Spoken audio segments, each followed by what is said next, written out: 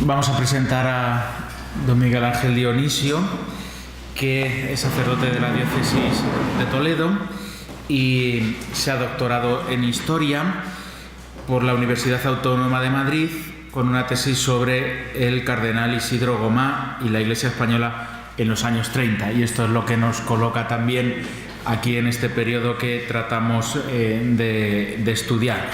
Es profesor de Historia de la Iglesia y cuestiones metodológicas en los institutos de Ciencias Religiosas y el Teológico de San Ildefonso. También colabora en el Archivo Diocesano de Toledo y está adscrito también al Centro Universitario de Magisterio Escunia, adscrito a la Universidad Complutense. Y viene para hablarnos precisamente de una de esas grandes figuras de la época de la consagración de España al corazón de Jesús, que es el padre Mateo Crowley. Me consta que ha hecho un trabajo de investigación porque es una figura poco estudiada y que sin duda merece la pena recuperar. Era uno de los objetivos de este simposio, poder poner en valor a estos personajes. Así que adelante, te escuchamos.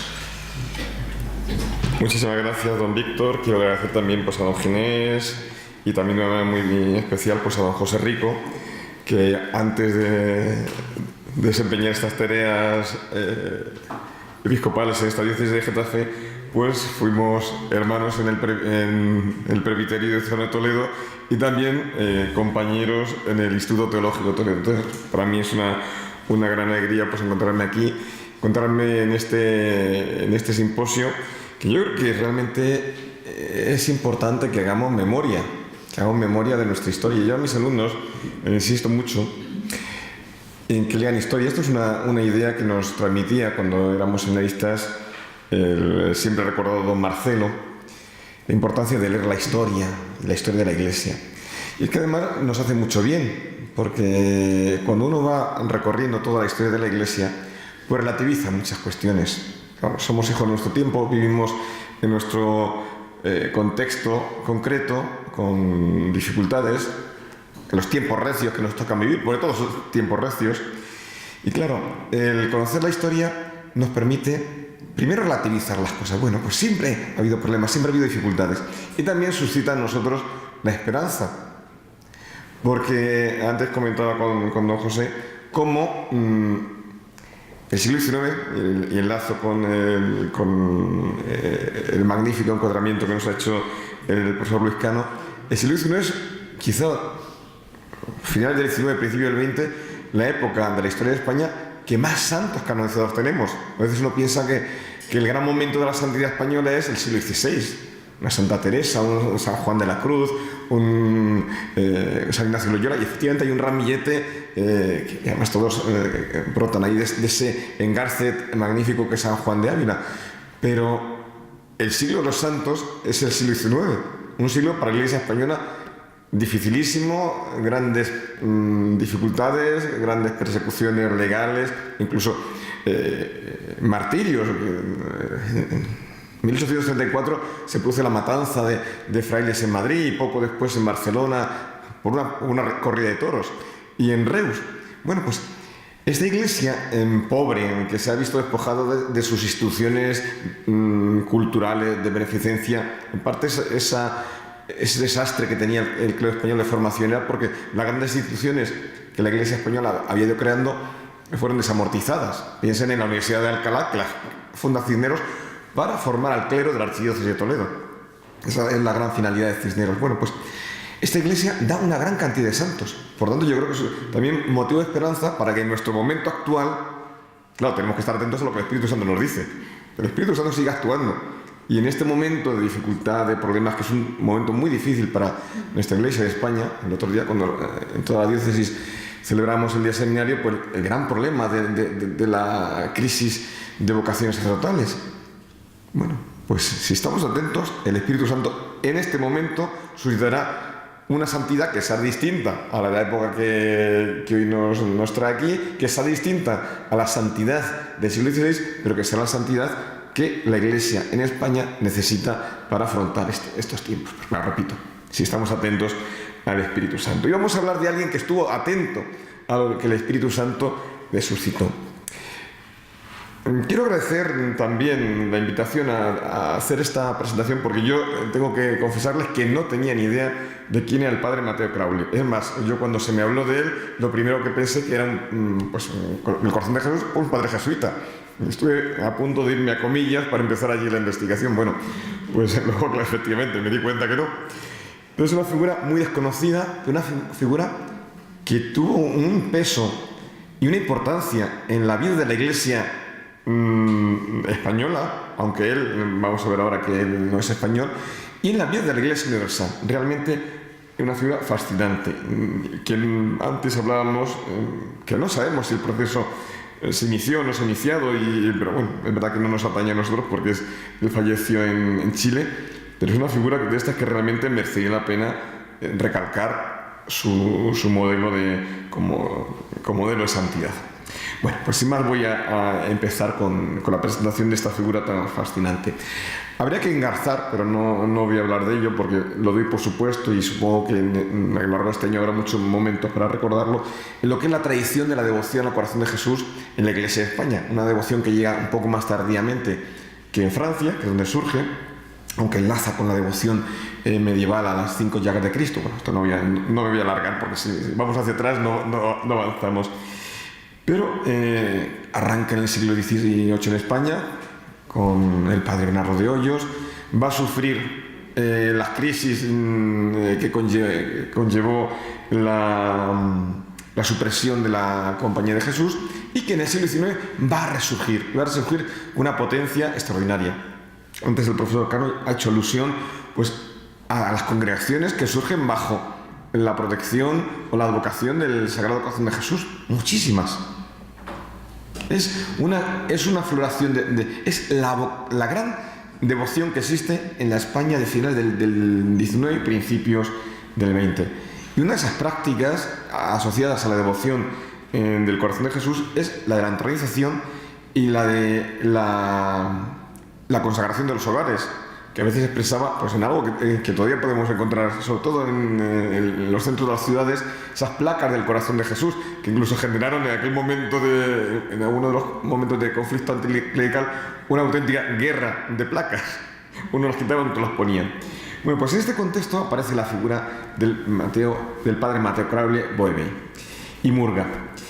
¿Quién era este religioso? Un religioso de palabra encendida que recorrió el mundo promoviendo la devoción al corazón de Jesús. Bueno, pues el padre Mateo nació en Tingo, que es un pueblo cercano a Arequipa, en Perú, un 18 de noviembre de 1875. Su padre era inglés y su madre peruana, pero de raíces españolas. Y a los 2 años marchó a Inglaterra. Esto también es importante porque le va a dar primero una visión universal y además un conocimiento de la lengua inglesa muy importante, unida a la lengua francesa que él va a recibir de sus educadores. Él estuvo en el Reino Unido hasta los 8 años, en que regresa con la familia a Perú, y poco después marchan a Chile, a Valparaíso. Fue un niño de salud frágil. Curiosamente, estas figuras de salud frágil, luego, como antes se nos indicaba, esa figura fascinante que es Benedicto XV, el Papa es consciuto, pero que ahora pues está redescubriendo, una figura extraordinaria. Bueno, pues igual, el padre Mateo era un niño frágil, con muchos ataques de bronquitis y una permanente laringitis. Fíjense lo que significa esto en una persona que va a dedicar toda su vida a la predicación, y una predicación fogosa. Pues bien, el padre Mateo, que todavía no es padre obviamente, el pequeño Mateo, va a ser educado en un colegio católico de religiosos franceses. Como antes también se nos indicaba, el siglo XIX ve surgir en Francia, también en España, pero en Francia de una manera peculiar, una gran cantidad de congregaciones religiosas dedicadas a la enseñanza, que curiosamente, y frente también a esos prejuicios que a veces puede existir, son de una gran modernidad. Los estudios que están realizando ahora sobre algunas de estas congregaciones muestran que a nivel pedagógico, a nivel de innovación educativa, eran de gran novedad. Se presenta esta educación católica retrógrada. Bueno, no, pues utilizaban métodos a veces muy avanzados y que explican, por ejemplo, el gran desarrollo del País Vasco, que hay una red de colegios de congregaciones francesas pues, impresionante. Bueno, pues Mateo estudia con los religiosos de los Sagrados Corazones, la Congregación de los Sagrados Corazones, y estando aquí se produjo un hecho que a él le impresionó. Fíjense la importancia que tiene la vida de los santos para suscitar otros santos. Y fue la muerte del padre Damián de Molokai, que era de la Congregación de los Sagrados Corazones. Pues esta muerte del padre Damián, que todos conocemos su figura, pues le llevó a entrar en la misma congregación en la que el padre Damián había profesado. Y a los 15 años pide permiso a sus padres. Hubo un pequeño tiro y afloja, pero finalmente se lo concedieron. Y comienza el noviciado el 2 de febrero de 1891. Y pronto sus superiores van a ver en él el alumno más destacado, de tal manera que van a decir que era el mejor novicio que tenían desde que había inaugurado el noviciado en América del Sur. Y ya desde este momento hay dos aspectos de la espiritualidad del padre Mateo característicos: su pasión por la Eucaristía y la adoración. Se ordenó el sacerdote en diciembre de 1898 y a continuación sus superiores le encargaron la dirección de la acción social, lo que sea el núcleo de lo que más tarde sería la acción católica, en Valparaíso. Y al mismo tiempo pues le van a hacer profesor en el colegio que ellos tenían y la universidad. También una vinculación al mundo intelectual muy interesante. En 1906 se produjo un terremoto que destruyó gran parte de Valparaíso y el padre Mateo destacó por la atención a los damnificados por el seísmo, de tal manera que quedó totalmente agotado. Y los médicos le aconsejaron a los superiores que necesitaba viajar para recuperarse de aquel agotamiento físico y psíquico. Bueno, pues sus superiores le permiten viajar y viene a Europa. Y en 1907 va a llegar a Francia y va a visitar el santuario de Paray-le-Monial, donde habían tenido lugar en el siglo XVII la revelación del Sagrado Corazón a Santa Margarita María. Y va a ser aquí donde él va a tener lo que va a ser la gran llamada de su vida. Él va a descubrir en Paray-le-Monial que su misión va a ser la entronización del corazón de Jesús en las casas, en los pueblos, en los países. Y unido a esta entronización en los hogares, una serie de prácticas asociadas o complementarias. La hora santa, que él entiende como un acto de amor compasivo y de reparación del pecado, la consagración de las familias, la devoción y práctica de los primeros viernes de mes, la adoración nocturna, así como cualquier cosa referente a la devoción al Sagrado Corazón. Y antes de partir de Paray-le-Monial, él se consagró personalmente al Sagrado Corazón y se puso manos a la obra, redactó un ceremonial y marcha a Roma. Y en Roma se puso en contacto y a disposición del cardenal Vives y Tutó. José de Calasanz Vives y Tutó era un capuchino español que llegó a ser prefecto de la Sagrada Congregación de Religiosos y tenía un gran peso en la curia vaticana, de tal manera que los italianos, que como el profesor Cano conoce muy bien, son muy ingeniosos, jugando con el apellido Vives y Tutto, decían Vives e tutto, Vives es todo en Roma, en la curia, y efectivamente no había ningún asunto que no pasara por Vives. Bueno, pues el cardenal Vives y Tutto se entusiasma con el proyecto, le anima, y no solamente le anima, sino que le va a poner en contacto con el Santo Padre, con Pío X, del que Vives era confesor. Entonces el Papa San Pío X no solamente va a animar al Padre Mateo a realizar su obra, sino que le mandó que entregara su vida a esta obra. Bueno, pues inmediatamente el Padre Mateo vuelve a Chile y allí empieza a realizar una labor intensísima de propagandista, como se decía en aquella época, de escritor. Va a escribir numerosos libros, folletos, y en 1908 el arzobispo de Santiago va a aprobar el primer folleto de propaganda relativo a la entronización. Va a fundar un secretariado y comienza a salir por las casas para realizar la entronización del corazón de Jesús en las mismas. De tal manera, en 1912, fíjense, han sido 4 años, alcanzó la cifra de 120.000 familias que habían realizado en Chile, solamente en Chile habían realizado la entronización. De las casas pasó a las escuelas, a los colegios, hospitales, fábricas, imprentas, oficinas, llegando a tener un éxito tan impresionante que el episcopado chileno escribe una carta colectiva en 1913 recomendando dicha entronización. Piden al Papa y el Papa San Pío X concedió indulgencias a dicho acto. Indulgencias que más adelante el Papa Benedicto XV va a extender al mundo entero. Hay un documento que es, de alguna forma, si antes se nos ha hablado de la Carta Magna de las misiones, pues también Benedicto XV, que repito que es una figura extraordinaria, una figura impresionante y que, gracias a Dios, poco a poco se va recuperando, pues va a escribir un documento, la Libenter Tuas, en la que no solamente va a felicitar al Padre Mateo por la labor que está haciendo, sino que precisamente frente al paganismo, del que ya se nos ha hablado anteriormente, que está invadiendo la sociedad, era preciso reavivar el espíritu cristiano en el seno de las familias. Y para ello había que introducir la caridad de Cristo. Y como medio de introducción en las familias de la caridad de Cristo, recomendaba como un acto muy eficaz la entronización. Aunque el Papa insistía en que esto no fuera una mera ceremonia, sino que significara realmente llevar a las familias al amor a Cristo, a la vida de cada día, el conocimiento de la doctrina frente a esa ignorancia religiosa que eran unos problemas de la época. Y insistía el Papa en Libenter Tuas que la entronización se acompañara de una robusta formación doctrinal y moral.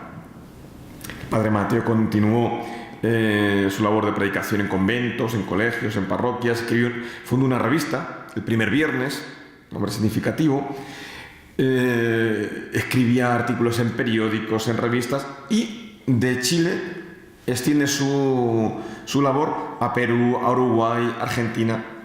En 1914 viene a Europa, y viene una Europa que está siendo desgarrada por la Gran Guerra.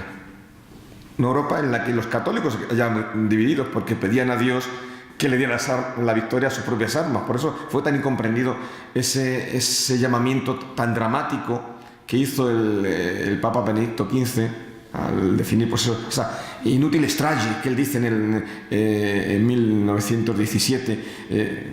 Y no se le hizo caso. Y es más, las propuestas que él hacía de una paz para después de la guerra no se tuvieron en cuenta. Y ya sabemos que la paz de Versalles es uno de los orígenes de la catástrofe que fue después la Segunda Guerra Mundial. Bueno, pues el Padre Mateo recorre Francia, va a predicar en París, en este país, París que está siendo amenazado por las tropas alemanas que acaban de cruzar Bélgica. Bueno, pues él predica en París y después va a entrevistarse con Benedicto XV, el cual bendijo la obra del Padre Mateo. De Francia va a pasar a España. Aquí ya tenemos la labor del apostolado en nuestro país. Va a fundar casi inmediatamente 38 centros de entronización. Se va a dedicar a impartir retiros. Y en esos retiros él hacía propaganda de la devoción al corazón de Jesús. Su labor entusiasmó a Nuncio y entusiasmó también al cardenal Guisasola, arzobispo primado de Toledo, otra figura interesantísima que yo espero el año que viene, si Dios quiere, que sea el centenario de su muerte, poder ofrecerles una biografía actualizada, ¿no? Porque no hay ninguna biografía, una biografía del cardenal Guisasola, que es otra figura también impresionante. Un gran promotor del apostolado social católico en el mundo rural, la floración de sindicatos agrarios que hubo en España, increíble. Bueno, pues es una figura también muy desconocida. Bueno, pues Guisasola se va a entusiasmar con la tarea del Padre Mateo y no se olviden ustedes que en aquel momento en el que no existían las conferencias episcopales, la función del arzobispo primado de Toledo era de alguna forma ser conexión entre la Santa Sede y la Iglesia de España. Entonces, lo que el cardenal primado dijera o escribiera tenía repercusión nacional. De hecho, muchas veces los obispos en sus diócesis reproducían los escritos pastorales del cardenal primado. Bueno, pues va a promocionar muchísimo la actuación del padre Mateo. Se va a crear en Madrid un secretariado nacional de la entronización vinculado a lo que sería el núcleo anterior a la Acción Católica Femenina, que por cierto este año se cumple su centenario, y lo crea el canal Guisasola para promover el feminismo católico, porque ahora nos venden que el feminismo viene por otras vías. El feminismo católico en estos años era incluso muy avanzado, a veces más avanzado en algunos aspectos que el feminismo de izquierdas, que era bastante machista. El catolicismo social, este grupo del que se nos hablaba antes, por ejemplo, de la democracia cristiana, promovían la extensión del sufragio universal a las mujeres. Y cuando en los años 20, en tiempos de la dictadura de Primo de Rivera, haya por primera vez mujeres en los ayuntamientos españoles como concejalas, la mayor parte van a ser mujeres que proceden de esta acción católica. Esto es otra de las lagunas que tenemos en la Iglesia de España. A veces no cuidamos nuestra memoria, y como no la cuidamos nosotros y no hacemos nuestra historia, nos la hacen otros y hacen desmemoria también histórica, porque eso no solamente se hace memoria, sino también desmemoria. Bueno, pues esta unión de damas va a encargarse de promocionar este secretario nacional de la entronización, y en las diócesis se van a crear secretariados diocesanos. La entronización suponía consagrar a las familias ante la imagen del Sagrado Corazón, ubicada en un lugar destacado de la casa, de tal manera que se convertía a Jesús en el rey del hogar y en el centro de la vida familiar, tratando de inspirar con su paz y caridad las relaciones de los esposos y entre estos y los hijos, incluyendo en las familias más acomodadas también a la servidumbre, intentando promover una vida verdaderamente cristiana, una renovación de la fe, una renovación de la caridad, cultivando el espíritu de reparación y también el apostolado, y tomando como modelo la Sagrada Familia de Nazaret. Y juntamente con la Sagrada Familia de Nazaret se proponía también el modelo del hogar de Lázaro, Marta y María, donde Jesús había encontrado cariño y descanso. Esta entronización tuvo un éxito extraordinario en España, y para facilitar, porque ya no llegaba a todo, publicó un manual que a modo de devocionario pues incluía todas las prácticas y ejercicios propios de la devoción. Aquí tengo recogido un resumen, pero como veo que si no va a dar tiempo a avanzar, pues paso por encima. Pero bueno, las obras del Padre Mateo son difíciles de encontrar. Antes me decía don José que se va a publicar una de ellas. En la Biblioteca Nacional las tienen todas, en ediciones claras de la época, pero quizás convendría efectivamente hacer una recuperación. Tiene el lenguaje propio de la época, pero trascendiendo ese lenguaje, yo creo que son perfectamente válidas. Y además eran muy prácticas, porque sobre todo cumple un poco el objetivo que pedía el Papa Benedicto XV, es decir, también formación doctrinal. Paso por encima por los objetivos que expresa el Padre Mateo. Aunque sí me quiero centrar en que el Padre Mateo, esta devoción al corazón de Jesús no era una devoción cualquiera, sino que tenía un carácter excepcional. Era una misión de extraordinaria grandeza y de maravillosa oportunidad. A su juicio, y aquí también enlazamos con lo que pedía el Papa, estaba llamada a hacer revivir el cristianismo tanto en las almas como en la sociedad, realizando de esta manera el plan divino en el mundo. Él promovía la creación de una asociación que también aparece reflejada en sus obras, con cuál tendrían que ser las características de esta asociación. La finalidad de la misma era practicar y difundir la devoción a los Sagrados Corazones, consagrarse a la adoración del Santísimo Sacramento como medio de reparación de los ultrajes que le inferían. Esto también es muy típico y muy propio de la espiritualidad de la época, una espiritualidad de reparación. Miembros de esta asociación podían ser fieles de ambos sexos que llevasen una vida piadosa y prometiesen observar los deberes que les imponía la asociación. Había un proceso, primero de un aspirantazgo y luego ya habría una vinculación más profunda. ¿Qué obligaciones tenían? Pues concurrir a la adoración del Santísimo los días y horas que se les asignase, rezar todos los días una salve, que era la oración que conllevaba las indulgencias propias de la asociación. Comulgar mensualmente. Fíjense que hoy en día nos parece de lo más normal una vida cristiana de cierto nivel, pues la comunión diaria o al menos una comunión frecuente. Estamos en el contexto en que San Pío X ha promovido la recepción frecuente del sacramento de la Eucaristía, la recepción de la Eucaristía también por los niños de edad temprana, pero todavía persistía una fuerte impronta de carácter jansenista que alejaba a los fieles de la recepción de los sacramentos, sobre todo de la recepción de la Eucaristía. Por tanto, la devoción al corazón de Jesús, y también esto la Compañía de Jesús, que fue gran promotora de la devoción, pretendía precisamente acabar con esos rigores jansenistas que alejaban de la práctica sacramental, haciendo redescubrir que los sacramentos no son un premio a nuestra virtud, sino que son los medios que el Señor Jesús nos da para que alcancemos la santidad.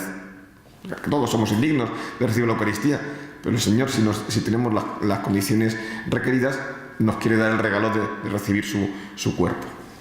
Pues insisten en la comunión mensual y en las fiestas principales que celebra la asociación, acudir a la reunión general de socios,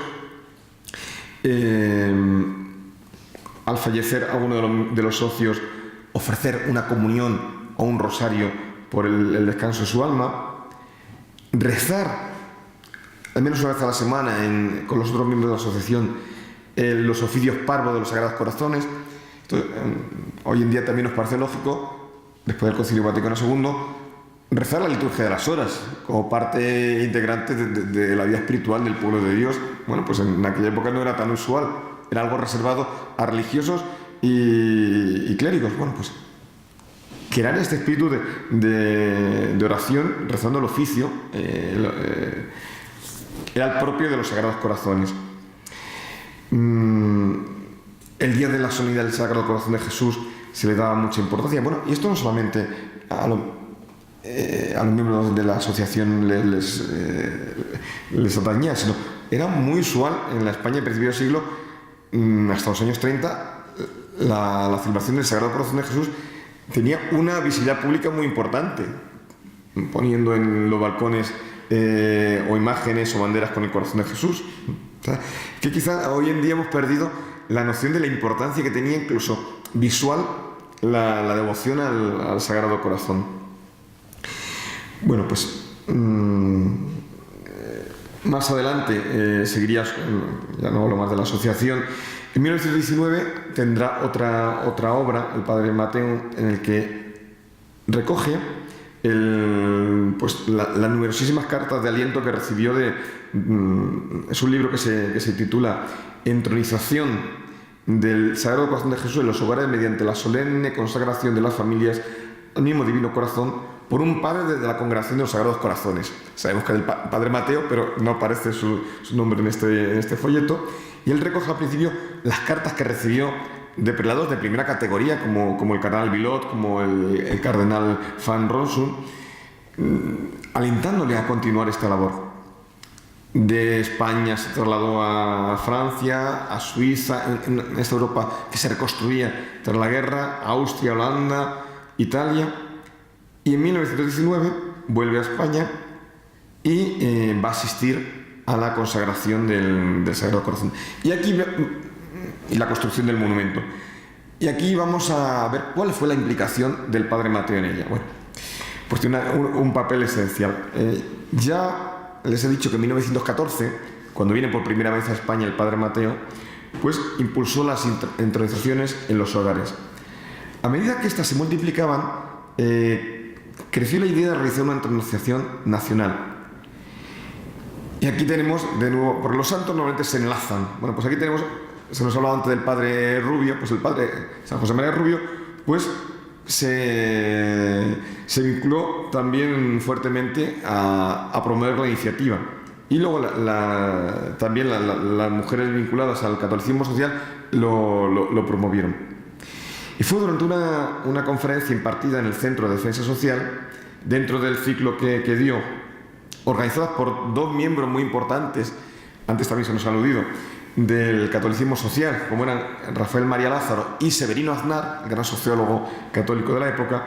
Bueno, pues en esta conferencia pues lanzó la idea de erigir un monumento al corazón de Jesús en España. Se maduró la idea, el obispo de Madrid de Alcalá, Prudencio Melo, la aprobó, y entonces este secretario de la entronización que vimos antes, que creó el cardenal Guisasola, pues se encargó de promoverlo y organizarlo a nivel nacional, buscando recaudar fondos. Hay que decir que fue un éxito la recaudación de fondos. En un país como España, que era muy complicado, cada vez que se hacía una apuestación costaba, nunca mejor dicho, fue un éxito grandísimo la recolección de los fondos. La idea no era nueva, ya se había planteado a principios de siglo. Francisco Belda y Pérez de los Nueros, también vinculado al catolicismo más comprometido a principios en mayo de 1900, el 13 de mayo de 1900, en una carta que había dirigido a la publicación La Semana Católica, ya había señalado su deseo de ver inaugurado un monumento al corazón de Jesús y a la Inmaculada en el Cerro de los Ángeles. La idea, repito, es de 1900. 2 años más tarde, una persona de gran confianza de la reina regente, de María Cristina de Habsburgo, Mercedes Escalera, propuso a la reina regente, que España se consagrase al corazón de Jesús y se levantase un templo en su honor. En 1911, el padre Postius, que era secretario general del Congreso Eucarístico Nacional, del 22º Congreso Eucarístico Nacional, expuso también la idea de la consagración nacional, que se realizó en dicho congreso, pero no se realizó el proyecto, diríamos, arquitectónico. Vemos cómo la idea se venía madurando, pero vemos también cómo el padre Mateo resultó un impulsor esencial. La primera piedra, ya saben ustedes, fue puesta el 30 de junio de 1916, la ceremonia que presidió el obispo de Madrid de Alcalá.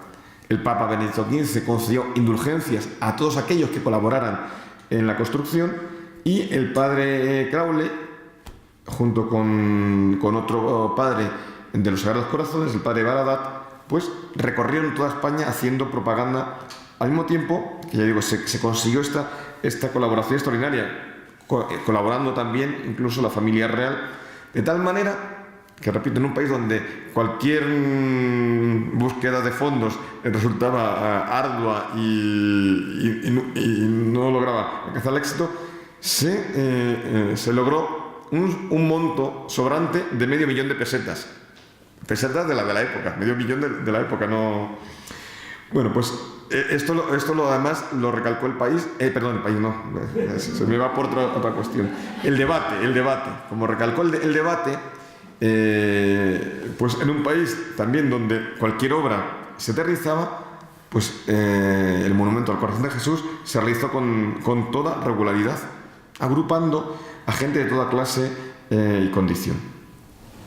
El padre Mateo asistió a la dedicación del monumento, y los días previos, por indicación del obispo de Madrid de Alcalá, predicó en la iglesia San Jerónimo el Real un triduo de preparación, que consideraría como los mejores sermones que quizá pronunciara en su vida. Un hombre que predicaba a todas horas y en todas partes. En la presencia del padre Mateo, para que vean la importancia que tenía o la relevancia en la España de la época, la recogió, y voy a leer textualmente la reseña que hizo el ABC en portada, cuando relata la procesión de los religiosos hacia el monumento antes de la ceremonia. Pues dice así, en un pequeño articulillo que se titula, fíjense, el apóstol. Dice así el ABC: Marcha la procesión desde el monumento a la antigua iglesia de franciscanos. En la fila forma entre los religiosos de varias órdenes uno que ostenta sobre el hábito blanco la imagen de los Sagrados Corazones. Joven aún, ha consagrado la mayor parte de su vida a una obra que, iniciada por él al otro lado de los mares, ha propagado su celo en Europa. Vino a España hace pocos años a arrojar la semilla. Hoy, después de 4 años que ha vivido en Francia la guerra, continuando su obra de celo junto a las trincheras, los hospitales, en las aldeas devastadas, vuelve a nuestra patria para decir a las muchedumbres que no hay beneficio como el de la paz, que no hay socialismo que iguale a los hombres como el reinado social de Jesucristo. Y al presenciar como un humilde espectador el triunfo del ideal de sus amores en la nación que ama como a su segunda madre, de la España cuyo idioma es el suyo, el júbilo más santo brilla en su semblante. A su paso se oye murmurar: ese es el Padre, ese es el promovedor de la entronización en los reinos y en los hogares pobres. Alguien ha dicho junto a nosotros algo que repito: memoria de hoy, glorioso para los católicos españoles, para todos los españoles que vean en este monumento una acción de gracias porque no fuimos arrastrados a la guerra, una defensa de otros males que nos amenazan. El padre Mateo Crowley, español de corazón, debiera recibir el título de hijo adoptivo de España. Yo creo que en este texto aparecen sintetizadas muchísimas ideas. En este segundo párrafo, sobre todo, pues ese agradecer el beneficio de la paz frente al gran drama que había sufrido el resto de las naciones europeas, y también la defensa frente a los males que atenazaban al país. Pero realmente el horizonte en estos años era muy difícil. Vivimos en España unos años de profunda crisis desde 1917. Entonces se pide también, al mismo tiempo que se da gracias por el beneficio de la paz, se pide esa protección del Sagrado Corazón sobre España. El padre Crowley decía que ninguna nación había alcanzado tal apoteosis de gloria, una entronización pública, de tal manera que España estaba a la cabeza del apostolado de la entronización y que nunca había presenciado un acto como aquel, de modo que creía que tampoco lo vería en ninguna parte.